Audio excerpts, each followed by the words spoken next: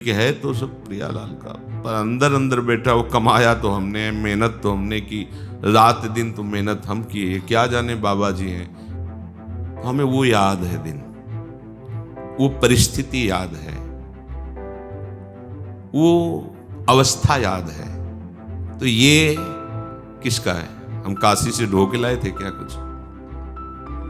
कुछ नहीं। आप नहीं जानते आपको क्या क्या संपत्ति मिलनी है, आप नहीं जानते आपके कौन कौन स्नेह संबंधी, वो सब जानते हैं। लेकिन वो जो पत्नी के साथ रहता है और ब्रह्मचर्य से रहता है और नमक रोटी खाता, रात दिन भजन करता है, उसको कोई नहीं जानता है। लेकिन वो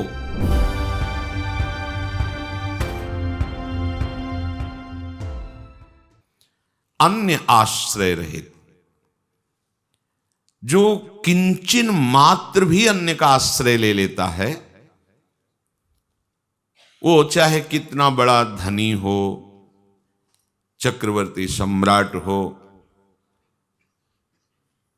वो देश के अधीन, काल के अधीन, वस्तु के अधीन, व्यक्ति के अधीन, विषय के अधीन आश्रय लिया है, रहता है। यही उसकी दुर्गति का कारण होता है। किसी भी वस्तु, व्यक्ति, स्थान, इसका हमारा आश्रय नहीं। हम काल के आश्रित नहीं हैं, हम कालातीत तत्व प्रियालाल के आश्रित हैं। ये बैठालना होगा। प्रियालाल के सिवा अन्य किसी का आश्रय नहीं। सब चल रहा है, सब प्रियालाल का है। देखो, अब क्या होता है कि जैसे अपने लोग हैं तो स्पष्ट सब प्रभु दर्शाते हैं। जैसे आप लोग हैं तो आपने अहम जनित क्रियाएं करके जो उपार्जन किया है, तो इसमें बहुत बुद्धि लगानी पड़ रही कि है तो सब प्रियालाल का, पर अंदर अंदर बैठा वो कमाया तो हमने, मेहनत तो हमने की, रात दिन तो मेहनत हम किए, क्या जाने बाबा जी हैं कितनी मेहनत करके हमने मकान बनाया, कितनी पढ़ाई लिखाई करके हम इंजीनियर बने या अमुक पद पे कैसी कैसी समस्याओं से मैं लड़ा। उसको बहुत कठिन पड़ता है बात लाना। भगवत कृपा से अपने लोग जैसे वृंदावन जब आए, किसी से परिचय नहीं, किसी हम जानते भी नहीं थे क्या है वृंदावन। बस भगवान काशीनाथ विश्वनाथ जी की अहेतु की कृपा, ऐसे जैसे वायु लाती है ऐसे लाई। किसी से कोई परिचय नहीं। आज हमें वो याद है दिन, वो परिस्थिति याद है,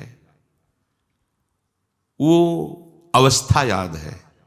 तो ये किसका है? हम काशी से ढो के लाए थे क्या? कुछ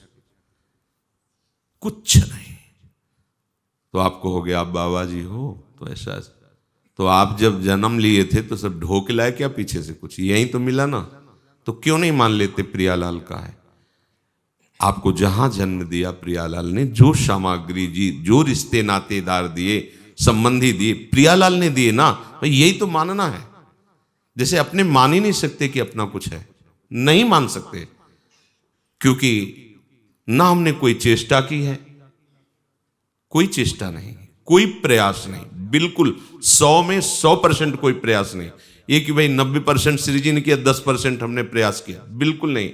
अपने बिल्कुल प्रयास रहित एक तिनके को जैसे वायु उठा के सिंहासन पर बैठाल दे, ऐसे उनकी कृपा से चल दिखाई दे रहा है, एक एक बात दिखाई दे रही है। तो ऐसा लगता ही नहीं, पर आपको लग रहा है कि मैंने, तो आपको विवेक, शारीरिक शक्ति, शरीर संबंध, शरीर सेवा की सामग्री, ये पहले से प्रभु ने दी। आप नहीं जानते आपका जन्म कहां होना है, आप नहीं जानते आपको क्या क्या संपत्ति मिलनी है, आप नहीं जानते आपके कौन कौन स्नेह संबंधी, वो सब जानते हैं। जैसे आप हमारे स्नेह संबंधी हैं, हमें नहीं पता था, पर श्री जी ने किया ना। आप सगे हैं, हमारे घर के हैं और हमारे हृदय के हैं, क्योंकि हमारे हृदयाराध्य प्रभु के आप शरणागत हैं, तो आप हमें हमारे प्रभु के समान प्यारे हैं। सुने प्रपन्न जे भये, अभद्र सर्व के गए, तिन्हें मिले प्रसन्न होए, न जाति भेद मानिए, सुभाग लाग पाई हो, प्रशंस कंठ लाई हो, सिराय नयन देख के अभेद बुद्धि आनिए। अभेद बुद्धि हमारे प्रभु स्वरूप हो।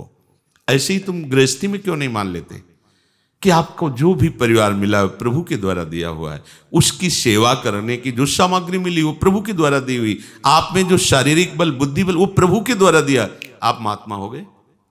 पर आप अहम के बल से चलते हैं, इसी त्रुटि के कारण आपको बार बार जन्म मरण का दंड भोगना पड़ता है। स्पष्ट देख लो, कहीं आप नहीं हो। अगर आपकी आंखें ना खोलते प्रभु तो, जिनकी नहीं खोलते तो देखा ही नहीं संसार कैसा है। आपको आंख दी है, श्रवण इंद्री दी है, वाक इंद्री दी, उन्होंने ही तो दी है ना, तो तुम्हारी सत्ता क्या है? विवेक के द्वारा जब समझ लोगे तो आप जान जाओगे कि भगवत स्वरूप, भगवत कृपा, भगवत सेवा सामग्री, भगवत में सेवा, जीवन मुक्त हो, अभी जीवन मुक्त। बस ये समझना है। निराश्रया, इस पर ध्यान देना चाहिए। जैसे ये निराश्रया की बात सुनी तो खलबली मच जाती है कि इनसे ऐसे चलता है तो हम उनका आश्रित। आपको आश्रित नहीं होना, समझना है सब प्रभु की वस्तु है, खत्म खेल। अब अभी आप इसे तोड़ने लगो तो हम आपका विरोध कर देंगे। नहीं, ये श्री जी की वस्तु है, ये सत्संग के लिए है, भगवत भजन के लिए है, आप इसको ऐसे नहीं कर सकते। श्री जी के है ऐसा, तो ऐसा नहीं कि अब हमारा अधिकार नहीं तो हमारे परिवार का जो नहीं, श्री जी का परिवार, मुझे सेवा मिली सांगो पांग उसको, हाँ उनका अगर अंदर से आदेश हो जाएगा कि छोड़ के चल दो तो चल देंगे, अंदर से प्रेरित कर देंगे चल देंगे। अगर दिया है तो यहाँ बिल्कुल एक एक चीज, एक एक वस्तु हमारी स्वामिनी की है। जैसे पादुका ला करके भरत जी श्री रघुनाथ जी की सिंहासन पर विराजमान कर दी और सारी की सारी चेष्टाएं आदेश लेकर पादुका से पूरे राज्य का सम्यक शासन करते और आप कुशासन पर लेटते। आप कैसे जीवन व्यतीत करते? सूचना आई कि कोई पर्वत लेकर के अयोध्या से गुजर रहा है, हमें लगता है जो लंका में युद्ध हो रहा है, तो कोई ऐसा विरोधी पक्ष अयोध्या को भी नष्ट करना चाहता है।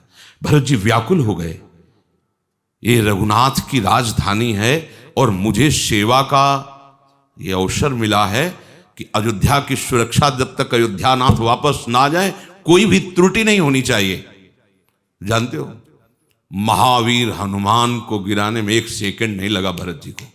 ऐसे कुशा में बैठे थे, कुश लिया और संधान किया, और इतनी चतुराई से कि मानो जो पर्वत को लिए उसको वेध दिया तो पर्वत तो गिर ही जाएगा ना, उसको वेध करके पर्वत को वहीं रोक ले, अयोध्या पर न गिरने पाए। द्रोणागिरी पूरा उठाए थे हनुमान जी महाराज।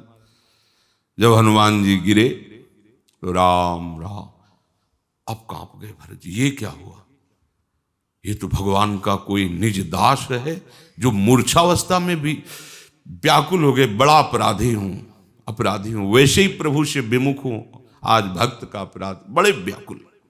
अगर मैं मन वचन कर्म से रघुनाथ जी के चरणों का आश्रय, तत्काल हनुमान जी को होश आ गया और कहा सुनो, तुम शीघ्र हमारे बाण पर बैठो, अभी पहुंचाता हूं रामादल में। उनका भगवान आपकी कृपा से आप ये बाण की जरूरत नहीं पड़ेगी बैठने की, वायु वेग से हम भी चल लेते हैं, आपकी कृपा अभी पहुंचाते हैं। ये आप बैठते कुशासन में रक्षा करते हैं अयोध्या की, पर अयोध्या के नाथ हैं अयोध्या नाथ, ये बात मन में बैठी हुई है। ऐसे ही उपासक, चाहे वो गृहस्थ हो चाहे वो विरक्त हो, उसको जो सेवा मिली है अपने स्वामी की वस्तु मानकर, अपने स्वामी की प्रसन्नता के लिए, प्रमाद नहीं, एक एक पंखुड़ी, एक एक वस्तु, एक वो श्री जी की है, इसलिए उसको उसी सम्मान से, उसी तरह ऐसे ही गृहस्थी में करना चाहिए। केवल गृहस्थी और विरक्ति, ये दो मार्ग बताए गए हैं, बात तो दोनों में है, प्रभु की ही आराधना। देखो, त्यागी के त्याग को देखकर लोग प्रशंसा करते हैं, पर गृहस्थी के त्याग को कोई नहीं जान पाता। यही हम कल कुछ उपासकों से कह रहे थे कि हम ब्रह्मचारी हैं, हम एकांतवासी, हम त्यागी हैं, वनवासी हैं, सब कोई जानता है प्रगट में। लेकिन वो जो पत्नी के साथ रहता है और ब्रह्मचर्य से रहता है और नमक रोटी खाता, रात दिन भजन करता है, उसको कोई नहीं जानता है। लेकिन वो कितना प्रणाम करने योग्य है हम विरक्त उपासक जानते हैं, क्योंकि हम डरते हैं और बचते हैं, और वो वहीं रहता है, उसी विषय के साथ रहता है और ब्रह्मचर्य से रहता है और भजता है प्रभु को। कितनी बड़ी सामर्थ्य उसकी है। किसके बल से? श्री जी के बल से। त्यागी अपना त्याग दिखा सकता है, लेकिन वो गृहस्थ अपना त्याग छपवाता भी नहीं है, प्रचार प्रसार भी नहीं, और गुप्त रूप से कितना महात्यागी है भगवद आश्रित। ये कोई प्रशंसनीय बात नहीं है कि बाहरी वेश परिवर्तन हो गया। अगर आपका आंतरिक उद्देश्य प्रियालाल है तो चाहे गृहस्थ में हो चाहे विरक्त में हो, दोनों बंधनी हैं। और उद्देश्य संसार है तो चाहे गृहस्थ में हो चाहे विरक्त में हो, दुर्गति दोनों की निश्चित है। उद्देश्य, ये उद्देश्य पुष्टता तभी होती है जब निराश्रया बात आती है, अन्य आश्रय नहीं, भगवद आश्रय। आप कहोगे कि गृहस्थी में तो अन्य आश्रय, अरे चक्रवर्ती सम्राट है महाराज अम्बरीश जी, तुम्हारी गृहस्थी कितनी, उनका राज्य पूर्ण, चक्रवर्ती सम्राट, एक क्षत्र राजा, पर भगवद आश्रित है, अन्य किसी का आश्रय नहीं है। यही तो देखो ना, दुर्वासा जी से कह सकते थे कि यदि आप तपस्या का बल प्रदर्शन कर रहे हो तो जीवन भर हमने भी भगवान की आराधना की है, एक शब्द नहीं बोले, ऐसे ही सर झुकाए खड़े रहे, सारा का सारा भगवद वैभव वहां प्रकाशित हो गया। कहीं भी उनको अपने तपस्या भजन का भी आश्रय नहीं, केवल प्रसावई मन कृष्ण पदारविंद, केवल भगवद आश्रय। क्योंकि जो साधन भजन होता है वो तो उनकी कृपा से होता, मेरा थोड़ी है कोई आश्रय, एकमात्र प्रभु का आश्रय है। यही हरिराम व्यास जी सारा कर रहे हैं। काहू के बल भजन को, काहू के आचार और व्यास भरोसे, एकमात्र कुंवरी किशोरी का भरोसा आश्रय।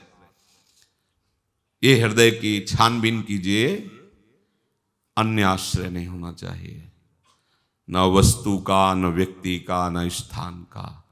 मुक्त होने के लिए तुम्हारा सब कुछ, तुम्हारा पूरी सृष्टि तुम्हारी, क्योंकि जिनका सब वैभव वो तुम्हारे, तो अपने पिता की संपत्ति का अधिकारी जैसे पुत्र होता है, ऐसे समस्त भागवतिक वैभव का अधिकारी भगवान का दास होता है। भागवत में लिखा हुआ है, प्रतिक्षण कृपा मनाता रहता है, आए हुए दुख सुख को सह लेता है, निरंतर प्रभु का भजन करते हुए प्रतिपल प्रभु की शरण में रहता है। वो ऐसे प्रभु के महान वैभव को प्राप्त हो जाता है जैसे पिता की संपत्ति का अधिकारी पुत्र हो जाता है। स्वाभाविक, छोटी सी वस्तु, छोटी सी संपत्ति, छोटे से घर, छोटे से परिवार को अपना मान करके, प्रभु को पराया मान करके फिर जो भी व्यवहार करोगे सब बंधने वाला होगा। ये सब कुछ प्रभु का है। देख लो ना, तुम कहां से लाए थे और तुम कहां से आए हो।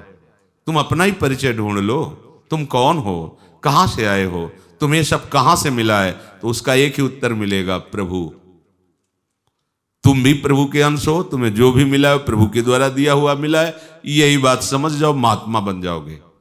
यही बात समझाने के लिए रोज सत्संग होता है, या जहां भी सत्संग होता है सब संत महात्मा यही बात समझाना चाहते हैं। स्वयं भगवान के सिद्ध पुरुष निराश्रया होता है, उसे न शरीर का आश्रय होता है, न भोगों का आश्रय होता है, न शरीर संबंधियों का आश्रय होता है, किसी का आश्रय, एक मात्र, एक भरोसो, एक बल, एक आस विश्वास, एक बस, व्यास भरोसे को, एक बस, एक। अगला है, जब वो किसी का आश्रय नहीं लेता सिद्ध पुरुष, तो स्थिति क्या होती है? बोले नित्य तृप्ता, ये खास बात, नित्य आनंद, ब्रह्मभूता प्रसन्ना, अपार आनंद उसके हृदय में रहता है, क्योंकि उसने केवल आनंद सिंधु प्रभु का आश्रय लिया है। जीव को अपार आनंद कब मिलता है? जब वो अपने अंशी में तन्मय होता है। हमारे अंशी हैं प्रभु प्रियालाल। जीव का जो अंशी है वो ईश है, परमात्मा है, प्रभु है। इसको अपार आनंद तभी मिलेगा जब ये अपने अंशी में समर्पित हो जाएगा। ऊपर शब्द है निराश्रया, उसने किसी का आश्रय नहीं लिया। त्यक्त्वा कर्म फलासंगम, उसने कर्म फल की सामग्री और कर्म का परिणाम रूप ये सब प्रभु का है ऐसा मान लिया। अब उसको क्या प्राप्त हो रहा है? नित्य तृप्ता, वो कृत्य हो गया। जिसे गोस्वामी जी कह रहे हैं, पायो परम विश्राम, राम समान प्रभु नाही कहूं परम विश्राम।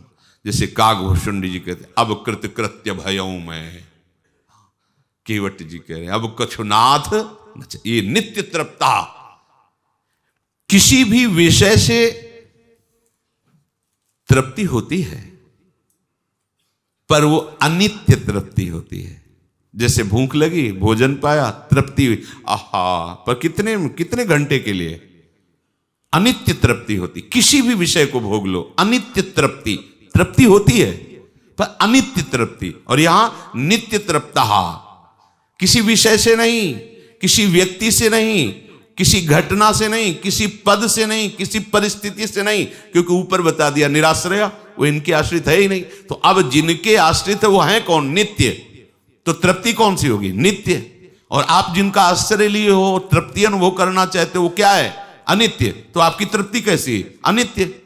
अभी हाँ बस अब नहीं, और फिर शाम के चाहिए, फिर सुबह चाहिए, तो तृप्ति तो नहीं हुई ना, क्योंकि अनित्य से नित्य की तृप्ति हो ही नहीं सकती। हमारा स्वरूप नित्य है, हम नित्य में तृप्त हो सकते हैं, अनित्य में नहीं। तो काहे को समय बर्बाद कर रहे हो अनित्य में तृप्ति ढूंढने के लिए? यही तो कामना और वासना है। अच्छे से समझो, आप नित्य भगवान के नित्य अंश हैं, आपकी मांग नित्य तृप्ति है जो केवल भगवान से पूर्ण होगी।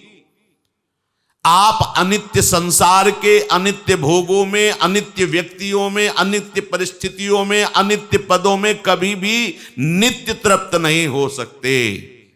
कोई भी पदाधिकारी हो, अपने हृदय में हाथ रख के कहे कि आगे बढ़ने की हमारी इच्छा नहीं, कहीं भी हो, वो अभी जहां पहुंचना चाहिए नहीं पहुंचा, ऐसा उसके हृदय में होता है। पर वो होता है बहिर्मुख, इसलिए बाहर ही खोजता है। कितना भी बढ़ता चला जाए वो अनित्य तृप्ति की तरफ जा रहा है, इसलिए वो नित्य तृप्त नहीं हो सकता। नित्य तृप्त वही होता है जो नित्य तत्व में अपना जो संबंध है उसे स्वीकार करके साफ संबंध हटा देता है। प्रभु कह रहे हैं जो कर्मफल का त्यागी, अन्य आश्रयों का त्यागी होता है, वो मेरे में तन्मय रहता है, इसीलिए वो नित्य तृप्त रहता है। सारी चेष्टाएं प्रभु के लिए, सोते जागते उठते बैठते शरीर निर्वाह की जितनी चेष्टाएं सब प्रभु के लिए, सब प्रभु के लिए होती। उनका मूल उद्देश्य होता है भगवत आराधन, भगवत प्रसन्नता। निरासीयत चित्तात्मा त्यक्त सर्व परिग्रह शारीरम केवलम कर्म कुर्वन्नाप्नोति किल्बिषम।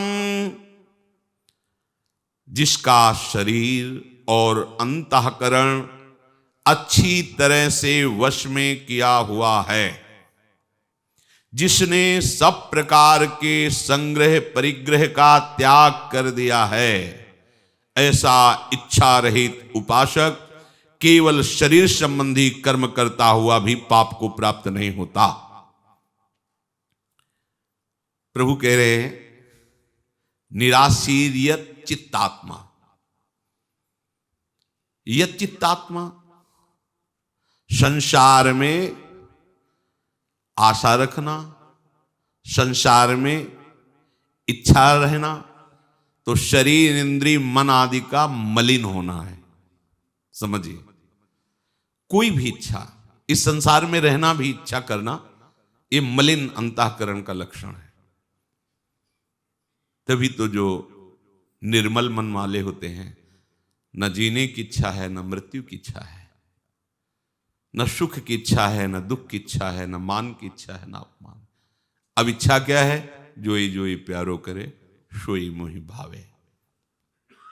अपनी कोई मांग नहीं, अपनी कोई इच्छा नहीं। ध्यान दीजिए, हम समझते हैं कि अंतःकरण तब पवित्र होगा जब हम तीर्थों में गोते लगाएंगे, भ्रमण करेंगे, व्रत रहेंगे आदि आदि।